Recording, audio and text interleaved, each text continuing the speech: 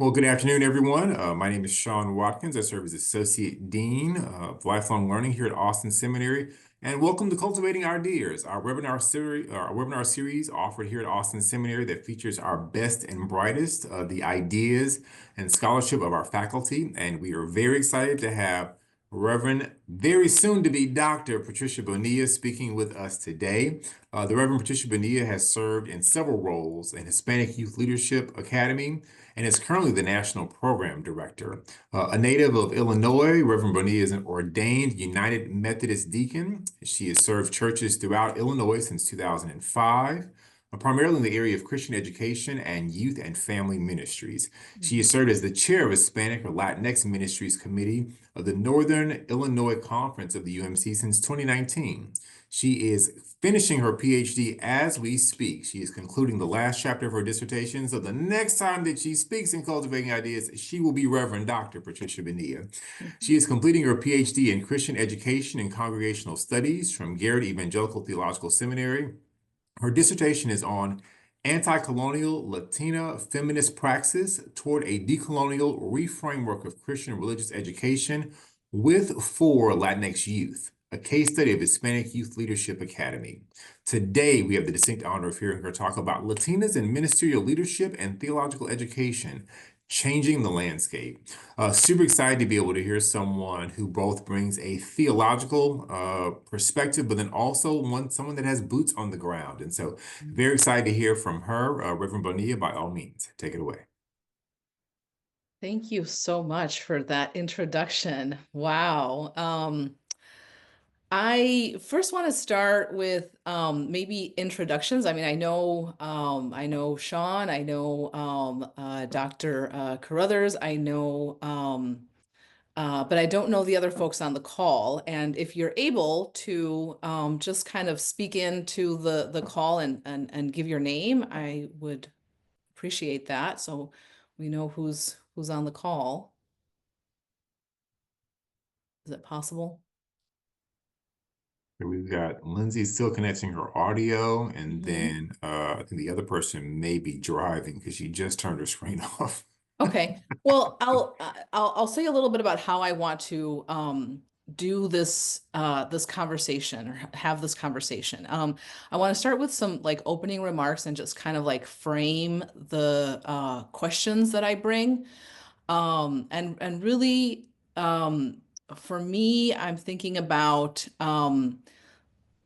a decolonial stance for reframing religious education, and how that is changing the landscape of how we do our theological work and how we do our ministries.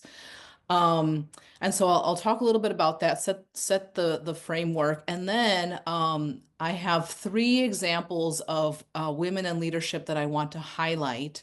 And so I'll share a PowerPoint, and then after that we can open it up for a conversation, just thoughts and learnings, as you know, as I share. So I'll go ahead and ask the question really that frames this presentation is, so why a decolonial stance for religious education? And I argue that too much of modern Christian theology and practice is shaped by a narrow definition of religion framed within a Eurocentric epistemology.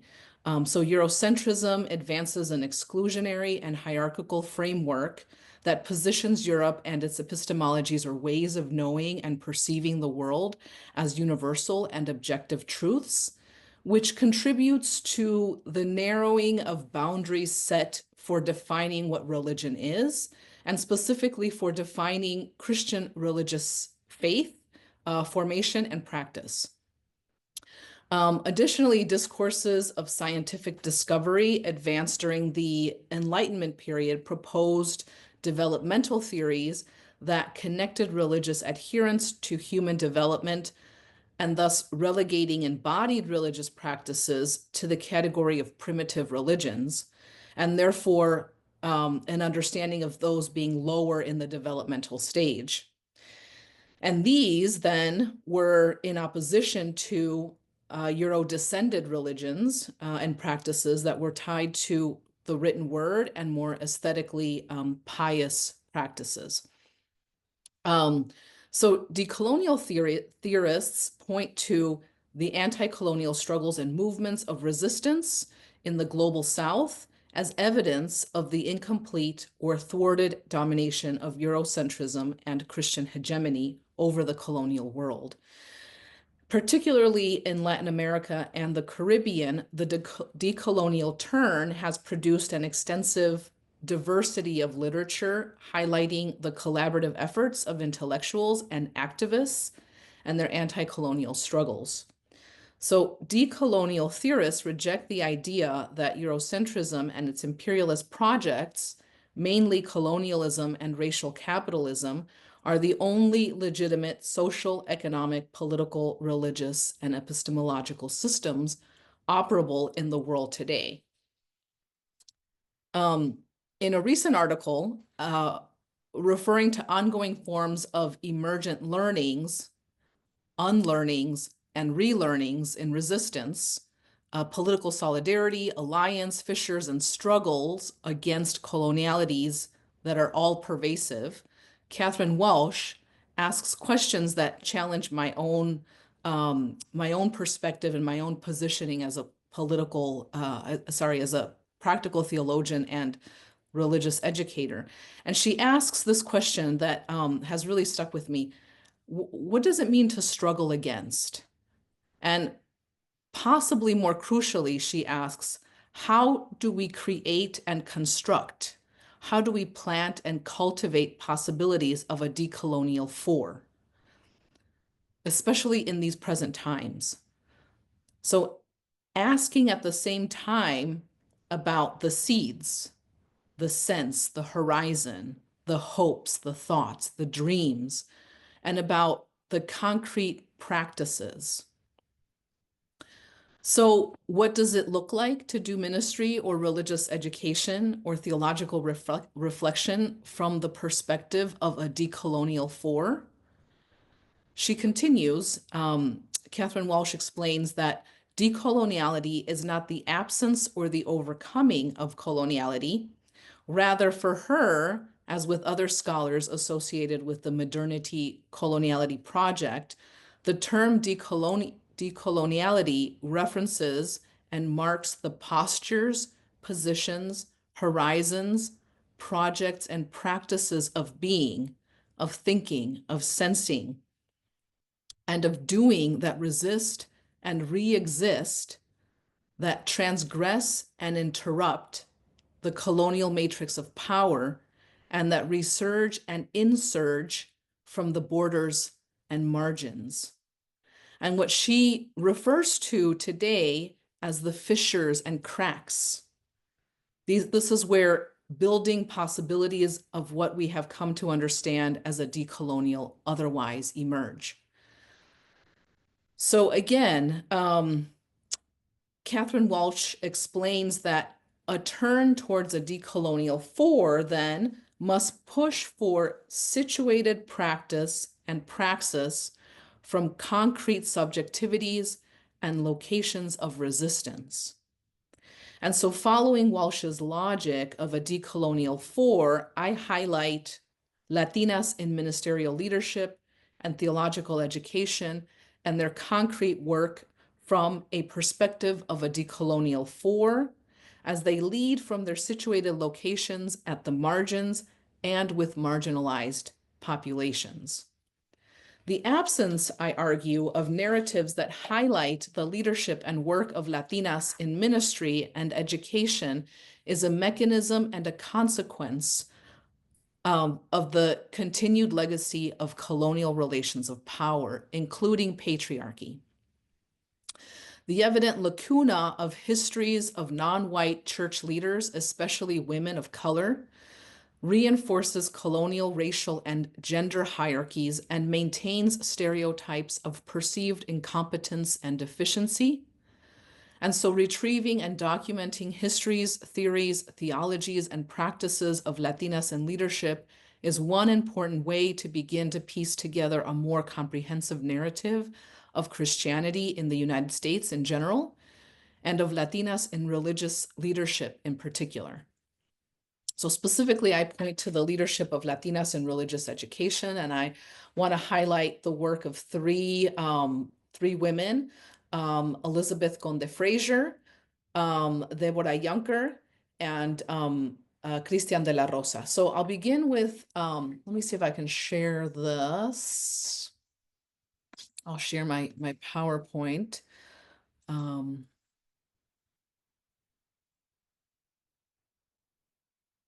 So I hope you can see this.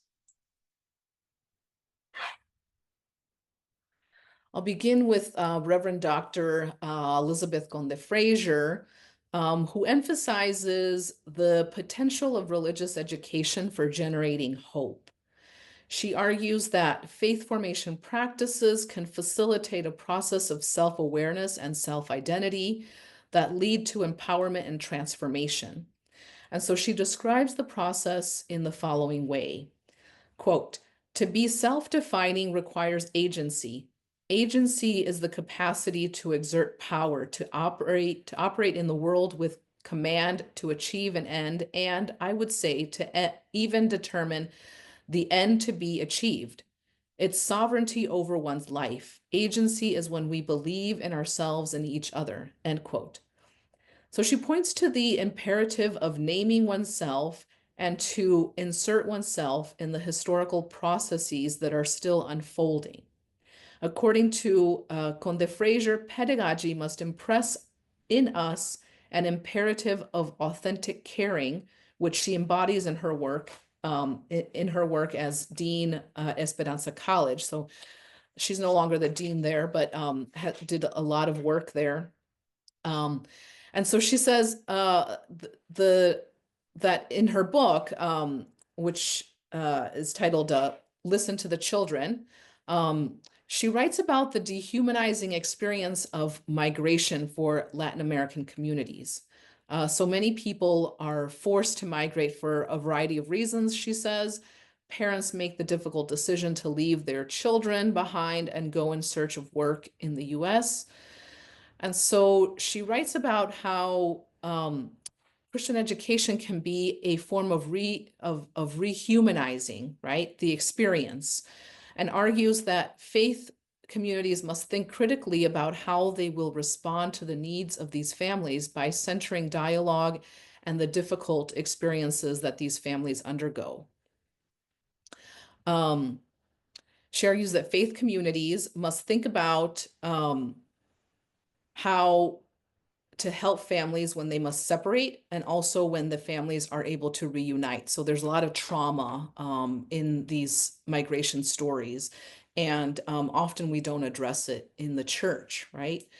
So these are very difficult conversations, she says, and the faith communities can offer spiritual support in those difficult times. Immigrant families face the difficulty of adjusting to a new society, navigating new social cultural settings, generational tension, language barriers, and many, many other obstacles. So the faith community can be in partnership and help families have agency and voice. Conde Frazier also writes about being in partnership with activist churches that demand change in their communities.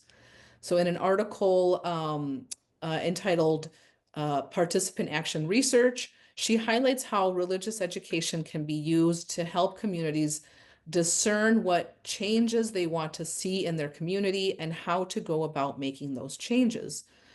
So she highlights how to have agency and how to discern next steps together, and how the religious education can be a partner in that process.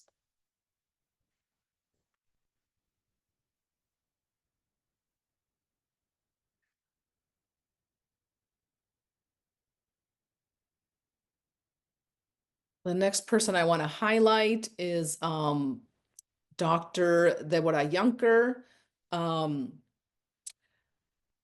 Dr. Yunker's work is an important addition to the conversation as she points to the involvement of children and adolescents trapped in the violence of armed conflicts across the globe.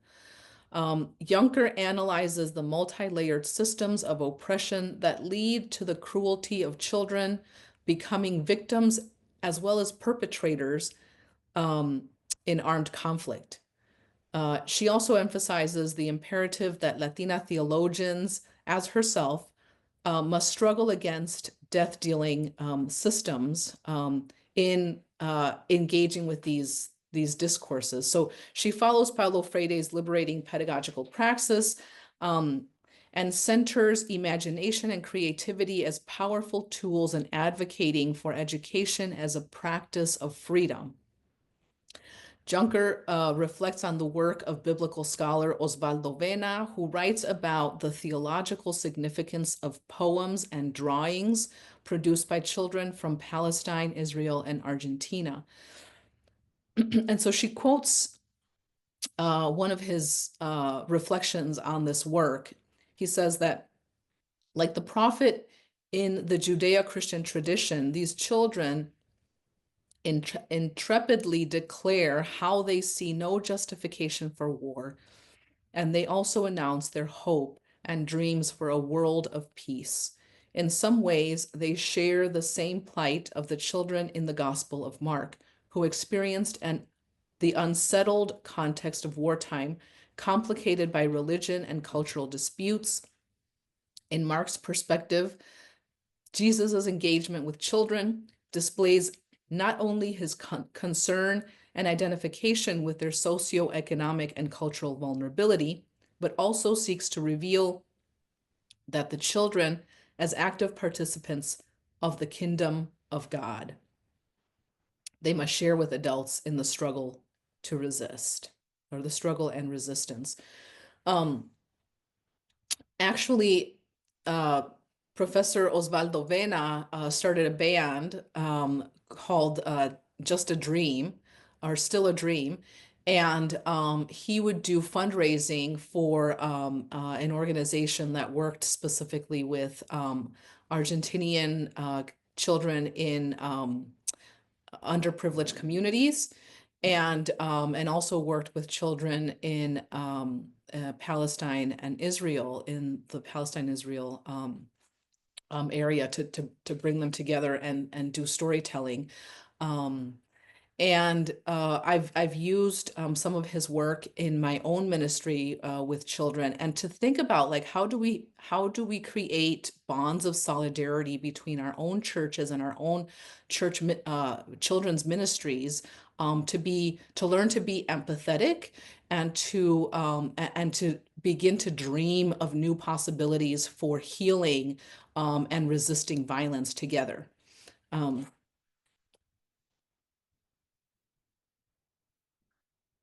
So I highlight Juncker's work as a reminder that lives are at stake when religious educators stay silent to the cruelties that affect marginalized and oppressed communities, especially the most vulnerable, which are children.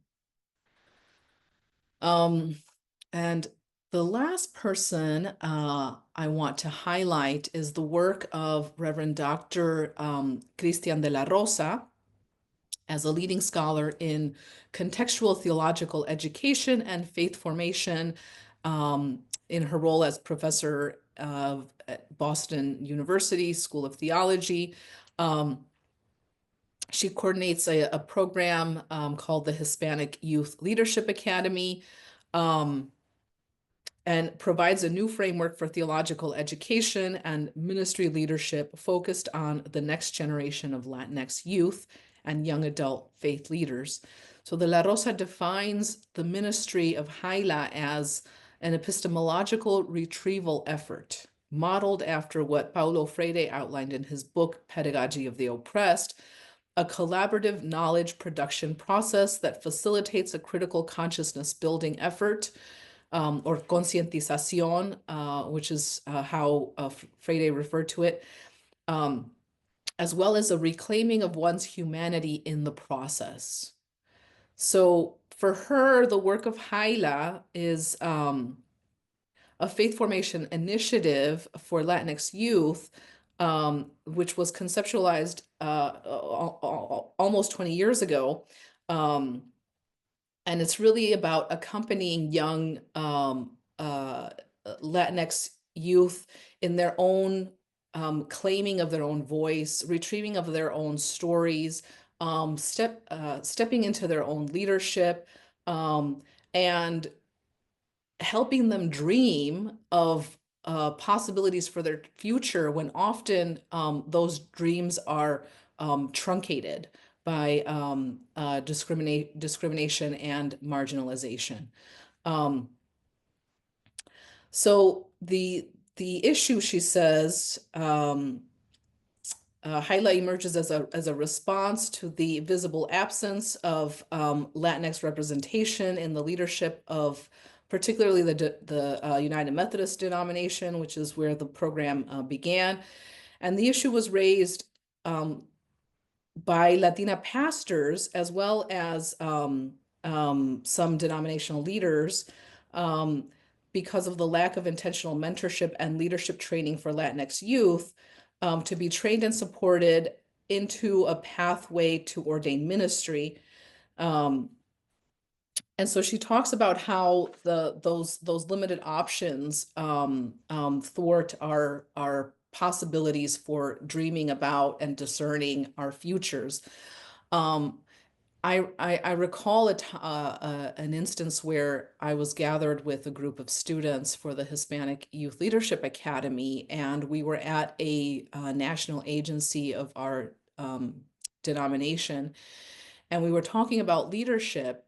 And one of the youth, high school student, asked, "So, what is the church doing to support and encourage Latinos into leadership?" And the response was, "Well, that is something that the Hispanic caucus needs to deal with." And the young man um, replied back, right, resisted that response and said, "Well, this is an issue of the whole church. It's not an issue of just the Hispanic caucus to deal with." And so it's a reframing of leadership formation for populations or communities that have often been relegated to the margins.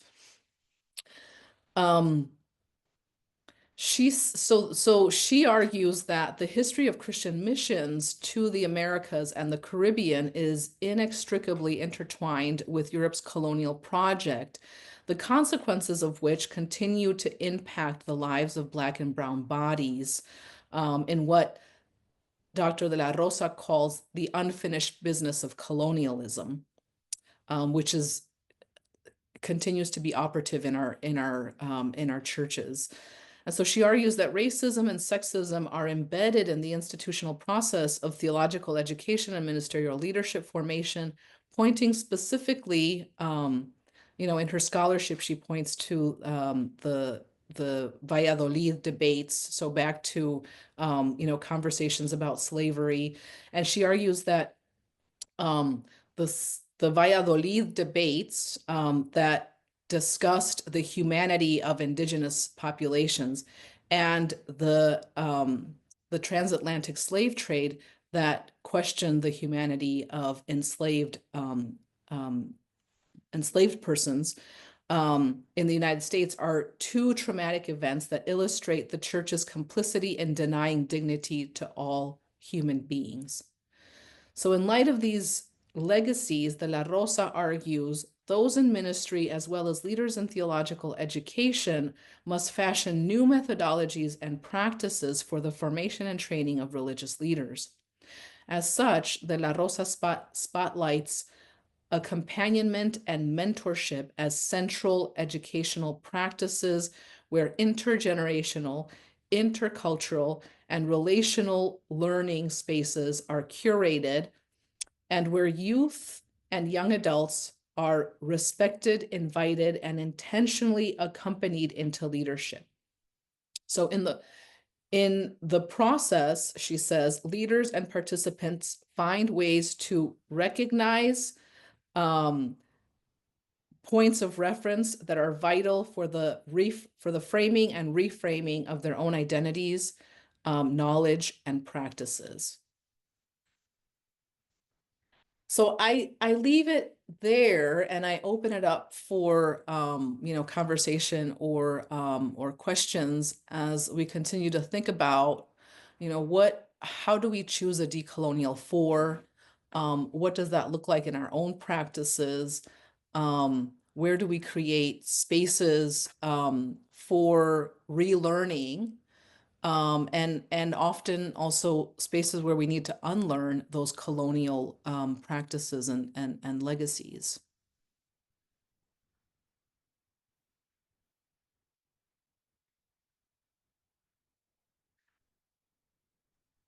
Hmm.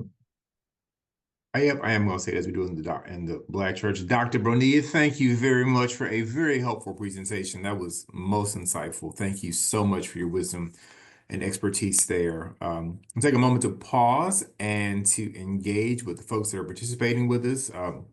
As always, if you have a question but are unable to verbally ask it, I ask you to go ahead and put that in the chat at this particular time, and we'll make sure we get access to those. If you're in a place to where you can turn your camera on and verbally ask your question, I'd ask you to do both of those as we are recording.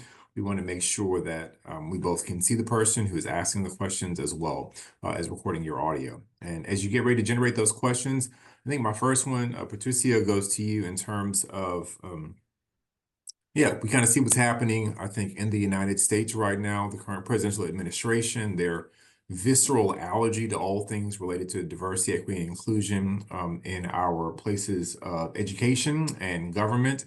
And so, much like you, as a person of color whose research and scholarship centers around people of color, I loved your framework about examining colonial practices that have really shaped education and culture and the necessity of decolonizing practices or decolonial practices in our research and scholarship. What thoughts would you give to kind of this up and coming generation that sees our generation, telling them this is of a necessity? In order for you to understand and navigate the world, this has to be a part of the lenses that you need. Uh, but to also see leadership also in this current time frame viscerally rejecting that response. So it's not the 1800s or the turn of the 20th century where it was illegal. It's legal to talk about these things now by law, but it's been viscerally rejected. So what advice would you give to up and coming Latinas that have to live in that tension of two realities as all of us do? Yeah.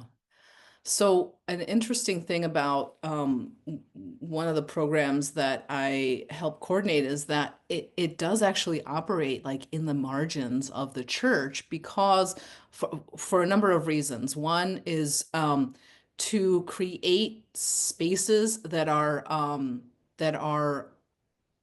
in a sense our own so that we can have a safe space to have these conversations from our own perspectives um, and continue to kind of struggle with the nuances of what that means, right? To be working within institutions that often do not validate our ways of practicing, our ways of knowing, our ways of um, even our spiritual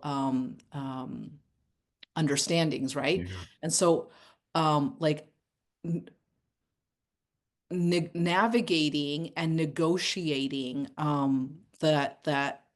that tension of being in both the institutional church, but then also creating spaces where we can have these conversations and do the work that needs to be done of retrieving histories, of retelling our stories, and even of engaging in resistance and survival strategies Mhm. that often need to happen outside of the purview of the institutional church, Yeah. right? So I think that having learning how to navigate those spaces and creating those alternative spaces for resistance. Yeah.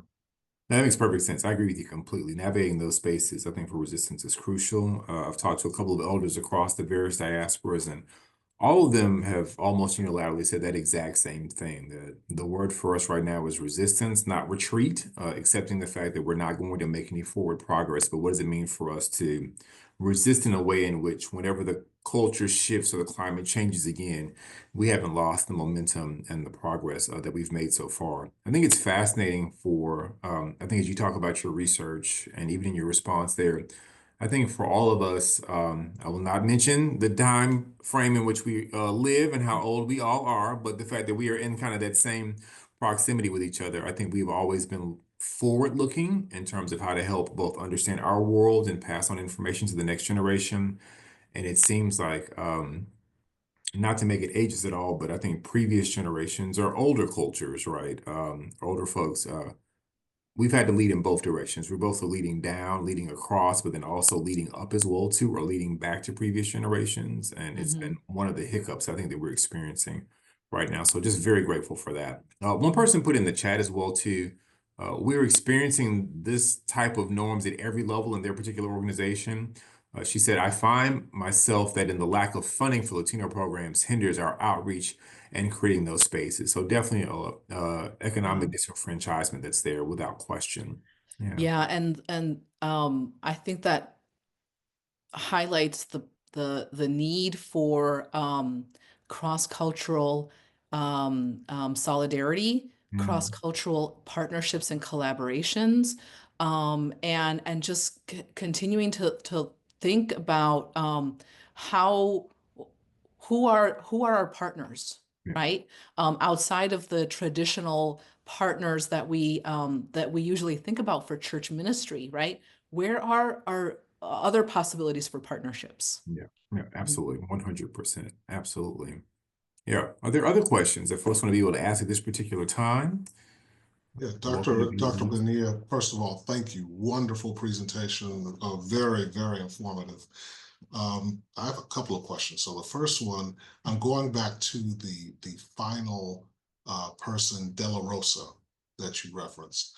And you talked about how she has a number of ideas, theories about mentorship for youth and how Mhm. certain things, how certain mechanisms can be set up, it sounded like within the United Methodist Church to Yes. help youth. So the question I have is one, are you aware of what specific structures? I'm curious. I thought it was a really good approach. So, what types of structures have been set up that you might be aware of? And then, what do you think of them? Do you think that these are relatively effective? Or do Mhm. you have some ideas on what things could also be added to them to improve in order for the youth to be more accepted and trained for leadership in ministry, if I'm understanding it right? Yeah, so if we think, thank you for that question. If we think about youth events, right? And many of us have either planned them at some point or have participated in them. Um, Usually there's an event and the youth are invited, and then the event happens, and then they go home, and that's the end, right? They're invited to a moment of entertainment or information or whatever it might be. And so what Dr. De La Rosa talks about in terms of an accompaniment, a mentorship that is a companionment methodology, is that not just in planning the event, but even deciding if we want to have an event, right? How we are, what we're going to do, what is important to us, what themes are important, who we need to invite, having youth at the table at every single juncture of making decisions, but not just inviting them to the table. I mean, walking alongside with them so that they learn, how to lead, how to voice their opinions, how to validate the questions and the concerns and the perspectives that they bring, and then how to translate those into actionable next steps, right? And so a companionment mentorship is walking alongside with them as they step into leadership and inviting them and respecting their opinions, even if they're not the same as yours. Um, Even if they push back against some of those more traditional ways of doing things that, some of us are stuck in. So like really listening and taking their concerns um, and perspectives seriously. Thank you. And just a quick follow-up. Thank you for that. Is the leadership, all of this, would it be for the local church in particular, or is it kind of leadership skills broadly that they're being trained for? Yeah, it's interesting because one of the things that I'm finding in my own research is that many of the youth that have participated, in this kind of leadership model, um, they exercise their leadership first within the church, kind of getting their feet wet and especially in spaces where they feel supported and validated. And then they, feel comfortable enough and capable to lead in other spaces. And so it's really, learning leadership skills for leadership in the church and beyond. Mhm. Such a helpful framework. Great questions, Dr. Carruthers. Such a helpful framework. I think Dr. Bonilla as well. Was reminded of, I laughed when you were responding to having a kid-dominated or a kid-centered form of leadership, because I think so many churches look at the youth and see them as, in many ways, wet cement, right? They're very moldable, but also not giving them the agency to be able to lead. And so when they have churches that trust the youth to be able to shape kind of their own services, their own content, that creates a safe and a brave space for them to ask the questions that they are asking and to get answers for those is monumental and a game changer. The Mhm. 13 years that I spent as a college pastor with an evangelical nonprofit, most of those students years ago, they weren't coming from churches where there was a space in place. They were always talked at, precisely like you were saying, and exactly like you mentioned. They got the opportunity to develop leadership skills, how to lead small groups, how to lead these Mhm. organizations as students. And then they would go back home to their churches. And now they're not teenagers, they're in their 20s, right? Some of them are married, some of them are starting their own families, but they're still perceived as youth. And so that loss of agency just was not there. And so to your point, when we do have churches and communities that give our Latinas, our Latinx sisters and brothers, agency and authority to be able to lead, it's a game changer. You see this Mhm. multi-denominational form of leadership. You see something that's theologically sound but practically lived. It's an excellent, excellent, excellent framework. Thank you for that so very much. Any other questions for the future Dr. Bonilla as well too before we get ready to wrap up? I, if there are not any other questions, I did have two other quick ones. Yeah, of Go course. Are we for it. right at time, or are we okay? Go for it, Rod. You good. You got time. You good. All right. Um, the other question, you had it up on the slide. I hadn't seen it before, so I was just curious. What is, I think you had it connected to Juncker. What Yes. is kiddom? Yes. So, thank you for that question, Dr. Carruthers. She coins the term kiddom because um, we often overlook the agency of children. And so she really centers the words of or the ministry of Jesus of inviting the children, right? Have the children come to me, and what that means is like when especially like her work um, with child soldiering, Mm, children who are impacted by uh, conflict, by war, especially, or instability, and that causes any kind of violence. She says that children are the most vulnerable and overlooked. And so, mm, what does it mean to center their needs and their agency mm, in our own ministries, mm, not as just victims that need charity, but as full persons that can also participate in the bringing of the kingdom, ushering in the kingdom of God. So, she draws from the work of Ada Maria Isasi Diaz, who coins the term kingdom. So, like, creating partnerships and kinships to usher in the kingdom of God. This is also important, especially with migrant children, um, to center the needs of, you know, think about the, taking away the resources of unaccompanied minors, right? And what that Mm, means for them. Like, now they have to advocate for themselves as adults, and don't have the supports, financial supports, legal supports, that children need.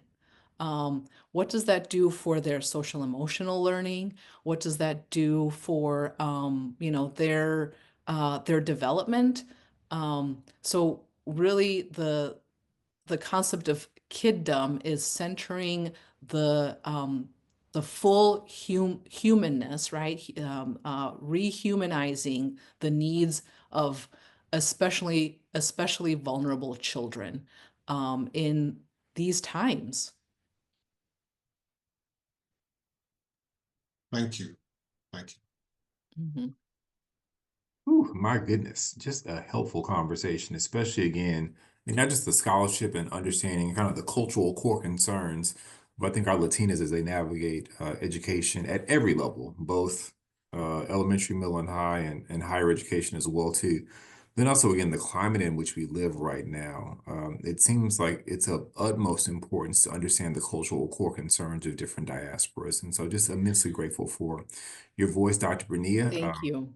I also want to reiterate, going back to the resistance that one of the youth had, that, when he was told that this is a Hispanic caucus concern, um, the needs of the marginalized and vulnerable populations is not just for them or us to navigate and to respond to, right? It Mhm. is the need of all of us.